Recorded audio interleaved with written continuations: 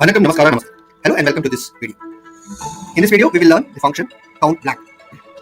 This function is very simple, and the function counts the number of blank cells in a range. Okay, let's see with an example. Okay, here are the list of students, and we have sent out a circular and asking them to fill the form whether they're coming for trip or not. It's not a simple yes or no, but it's a free text form. So they have written whatever they wanted, or it was there in their mind. So now to find out how many people have not responded. So you can see here Vinay and Divya, they have not responded to the survey. So how do we find through a formula function? So we need to count it.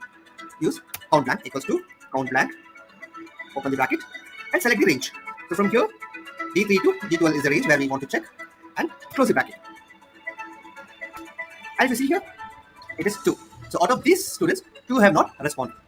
So this is a very simple formula to find out the blanks in a range. It can be a group of cells or as continuous cells.